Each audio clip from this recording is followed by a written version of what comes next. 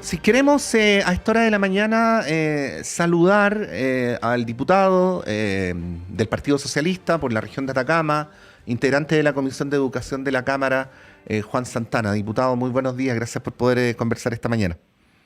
Hola Patricio, buenos días. Gusto saludarte a ti y saludar a toda la audiencia de la radio. Sí, bueno, gracias diputado. Como siempre, parto preguntándole, habiendo transcurrido ya algunas horas, ¿qué diagnóstico hace no solo de lo que pasó en Talcahuano, sino del modo en que la opinión pública procesó aquellos hechos? Bueno, en general preocupado, digamos, en primer lugar por lo acontecido. Naturalmente, el que algunos sectores políticos intenten vincular una situación que a todas luces es reprochable con un plan o con la perspectiva de un plan de educación sexual que un gobierno también proyecta, es completamente oportunista desde nuestro punto de vista, pero principalmente creemos que acá se ha mostrado lo peor un poco de la política, Patricio, ¿no? Nosotros escuchábamos ayer y refutábamos también al mismo tiempo al diputado Diego Chalper, quien incluso anunció que uno de los capítulos de la acusación constitucional anunciada contra el ministro de Educación Marco Antonio Ávila iba a contemplar un aspecto relacionado con lo acontecido en la comuna de Talcahuano en circunstancias en que, como ya se ha conocido o como se conoció al tiempo, a los minutos, digamos, de lo publicado, fue realizado un operativo por parte de funcionarios de salud de una municipalidad de esa comuna, en donde el propio alcalde ha solicitado, digamos, que este tema no se politice, un alcalde, digamos, que es justamente alcalde de los partidos de oposición. Eh, por lo tanto, a mí me da la impresión, digamos, de que hay, como lo hemos señalado, este tema se vinculó con la acusación constitucional contra el ministro Marco Antonio Ávila, en donde yo creo que abiertamente hay una persecución política, con claros tintes discriminatorio, homofóbico en algunos casos. Eso uno lo deja más o menos en evidencia luego de escuchar los dichos del diputado Bobadilla, quien vincula además la vida personal del ministro de Educación con un plan de educación sexual que además en nuestro país se ha implementado desde hace años y desde hace décadas, pero como lo decía al inicio, más allá de esto que ha sido muy reprochable por parte de distintos sectores, la politización que se le intenta dar a una situación tremendamente delicada, lo que nosotros en primer lugar señalamos es nuestra preocupación por los niños, las niñas que lamentablemente se vieron involucrados en esta situación, que a todas luces, digamos, es un abuso, ¿no? Mm. De eso no hay ninguna duda, y nos da una molestia, por supuesto, el que se intente vincular esto con un esfuerzo que el Estado quiere llevar adelante para poder educar, para poder formar, no solamente en los aspectos que tradicionalmente la educación sexual ha formado, que son aspectos que más bien están ligados a los temas reproductivos, sino que también justamente a temas de salud emocional, de afectos, de respeto, que es lo que busca justamente cada uno de estos planes. Sí, diputado, bueno, entre medio habló el alcalde de Talcahuano, Henry Campos, de la UDI, que bueno, hizo una moción y hizo un llamado a no ocupar esto en la acusación contra el ministro porque no tenía nada que ver. Voy a decir a título personal que así como están las cosas en la política chilena, ese es un gesto que distingue al alcalde. Así es. Pero bueno, hay que volver a esto. Yo lo decía también a propósito de la querella de la senadora Campillay contra, perdón, la solicitud de desafuero contra la diputada Cordero, de un cierto nivel en la política chilena que impide ir a los temas de fondo, ¿no? Porque una cosa es discutir sobre mis ideas y tratar de que prevalezcan, ¿no? Y otra cosa es decir cosas que no existieron o que no tienen nada que ver. ¿Cómo recibe eso? Porque, entre otras cosas, en las últimas horas usted interpeló a través de las redes sociales muy duramente al diputado Bobadilla, con quien comparte asiento, además, en la Comisión de Educación de la Cámara. Es que cuando se intenta utilizar una situación tan delicada como esta para golpear al gobierno, para criticar a un ministro en particular, para criticar una o vincularla con una política pública que se quiere llevar adelante, Yo creo que efectivamente se sobrepasa ciertos límites que yo creo que el diálogo político, la deliberación política que se desarrolla al interior del Congreso Nacional, se vulnera completamente. Y yo creo que en esto, Patricio, como en todas las cosas, tienen que haber límites. Yo leía, de hecho, el día de ayer al diputado Badía completamente con juicios destemplados, temerarios, que en mi opinión desdibujan el correcto diálogo, el correcto debate que se debe llevar adelante en temas que son tan relevantes para la población como estos.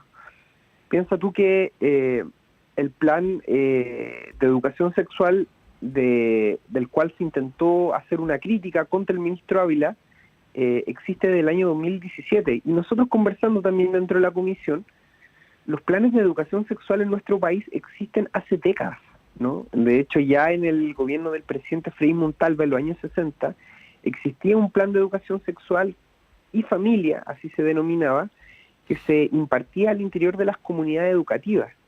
Y uno puede estar en contra de algo que esté haciendo un gobierno, uno puede tener una diferencia, digamos, con una administración, pero eso se disputa en los espacios que la institucionalidad política contiene para poder dar esas disputas, ¿no? Se hablaba y se cuestionaba también, por ejemplo, acerca del sistema de admisión escolar, que es una ley de la República, en circunstancias en que una acusación constitucional se lleva adelante en la medida de que una autoridad vulnera la Constitución o una determinada ley de la República. Uh-huh. Y lo que se ha hecho por parte del Ministerio de Educación es ni más ni menos que implementar, respetar, ejecutar las normas que actualmente existen. Por lo tanto, uno lo que invita a otros sectores es que si hay alguna diferencia, si hay alguna perspectiva de cambio, lo que se debe hacer es utilizar la institucionalidad, los espacios que permite esta, para poder llevar adelante alguna modificación.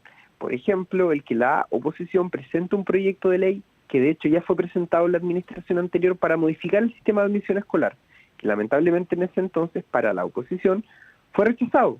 Pero esos son, Patricio, los caminos que un sector político, que un parlamentario, que un partido político debe tomar para empujar una discusión, un cambio en la norma actual. Y yo creo que el tono que hemos visto por estos días precisamente no le hace mal no solamente al debate político, no le hace mal al sistema, le sigue lo sigue deslegitimando, que es algo que yo creo que quizá a algunos sectores políticos les sirve. Sí. Pero yo creo que en general no es el tono que espera el país, sobre todo en un contexto en donde estamos a puertas de seguramente iniciar nuevamente un diálogo acerca de la reforma tributaria, estamos a puertas de iniciar la votación en particular de la reforma del sistema de pensiones, dos grandes reformas que tienen un impacto tremendo en un segmento muy grande de la población, y que lamentablemente yo creo que se terminan empañando, se terminan deteriorando cuando el clima político se ve permeado, digamos, por un tono como el que hemos escuchado, como el que hemos leído, como el que hemos visto durante estos días.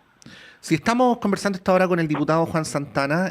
Diputado, bueno, quisiera separar, por eso voy a dejar para el final de la entrevista el caso específico del ministro Ávila, y me quiero quedar por mientras en el tema de la educación sexual y de la educación sexual integral.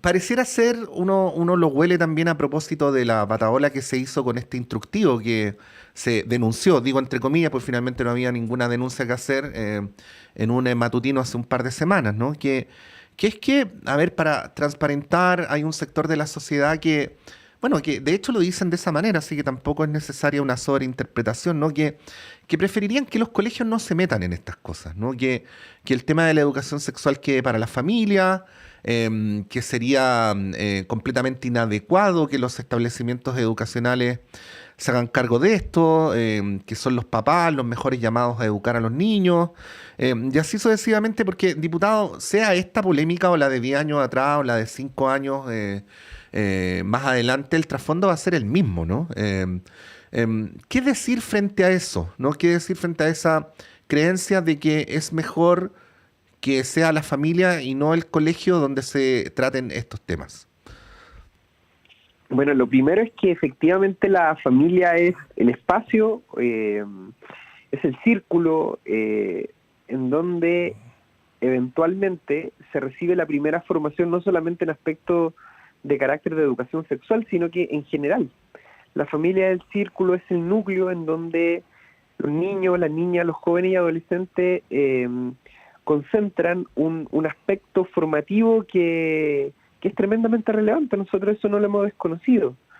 Este debate se da, Patricio, principalmente ante la constatación de que lamentablemente no todos los núcleos familiares están en condiciones o cuentan con las herramientas para poder entregar formación en este y en otros aspectos. Y eso además queda en evidencia cuando en la misma Comisión de Educación, en el periodo anterior, cuando ya a través de una moción parlamentaria de la diputada Camila Rojas se debatía acerca de educación sexual integral, y cuando en ese entonces quedaba en evidencia a través de la exposición de académicos, de expertos, de investigadores sobre este tema, que una parte importante de situaciones de acoso, de abuso, se producían precisamente por parte de los mismos familiares, ¿no?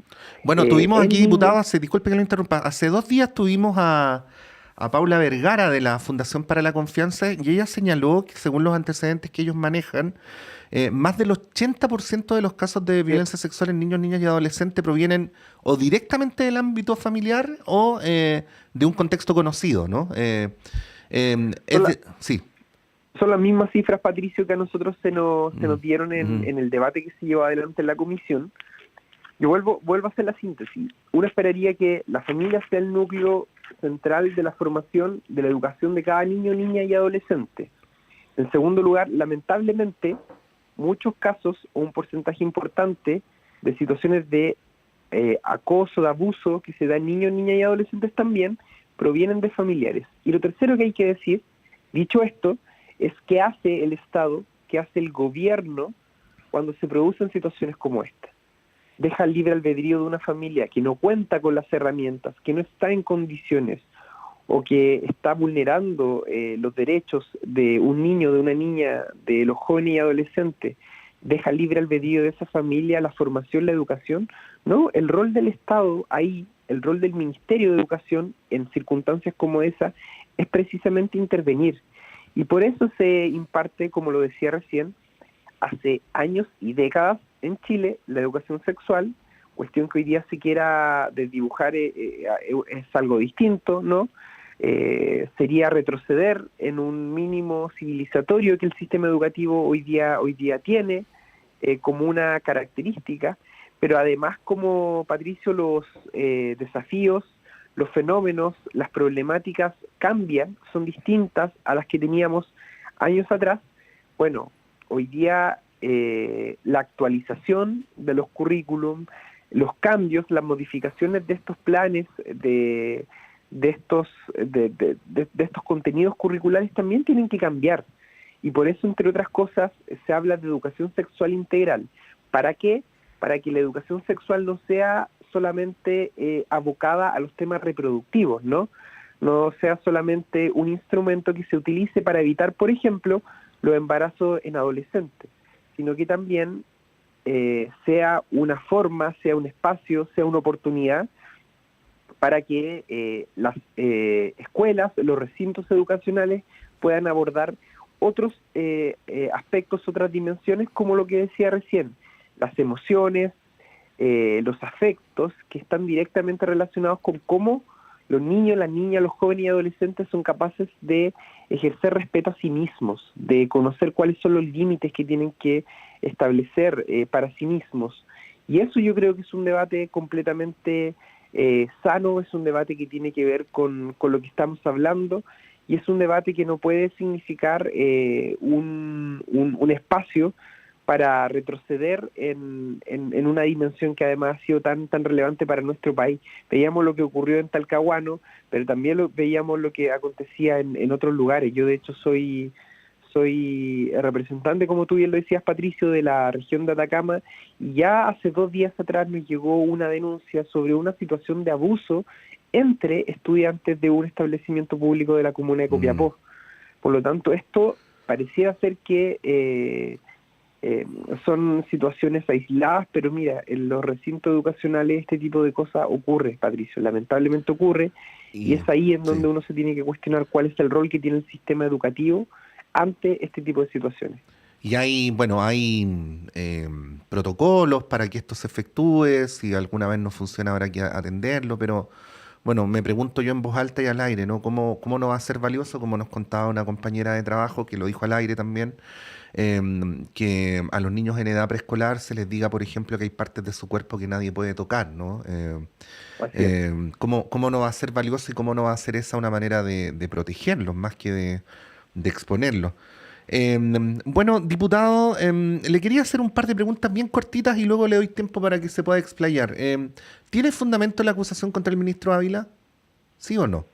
No, no Ya. tiene fundamento y Hay, yo creo, Patricio, que ocurre lo que hemos visto durante estos días cuando se anuncia una acusación constitucional sin tener claro cuáles son los argumentos. ya, Es decir, vamos, yo, sí, vamos a ir a eso. Luego, de acuerdo, ¿hay homofobia contra el ministro Ávila? O absolutamente, absolutamente, absolutamente, yo no tengo ningún, y hay nin- y eso es un motor de la acusación? ¿O es un factor? yo espero que no sea el motor central de la acusación, pero cuando usted me pregunta si hay homofobia, discriminación contra el ministro Ávila, basta escuchar los juicios destemplados del diputado Badía para darse cuenta que hay sectores dentro de la oposición en donde evidentemente hay discriminación. Querer vincular la vida personal de una autoridad con un plan que se ha implementado en nuestro país hace años es completamente homofobia, es completamente discriminación. Y lamentablemente el tono del diputado Bobadilla durante estos días yo creo que le hace un flaco favor no solamente bueno al cuestionar, al debilitar nuestro sistema político, sino que le hace un flaco favor a su propio sector político, Pero, porque diputado, sí, se le termina estigmatizando por una situación que yo creo que ha sido principalmente el diputado Bobadilla quien ha mostrado esta limitación, ¿no?, en mm, el debate público. ya, pero déjeme llevarle la contra, es uno de los roles de los periodistas en las entrevistas. El ministro en el último cambio de gabinete era candidato principal. Los medios abundaban en que estaba mal evaluado por el presidente de la República. Se hacía mención a problemas de gestión. Ahora mismo también ha aparecido el tema del supuesto, lo voy a plantear así, retraso en la entrega de los resultados de la prueba CIMSE. Bueno, frente a eso, ¿qué decir, no? Porque, bueno, puede haber homofobia, pero lo que yo señalo también puede ser cierto. ¿Cuál es la evaluación que usted hace de la gestión del ministro Ávila? Sí, solo sobre lo último señalar que lo que se ha señalado desde el Ministerio de Educación es que la Agencia de la Calidad se encuentra trabajando para entregar oportunamente los resultados del CIMSE y yo entiendo que los van a entregar prontamente.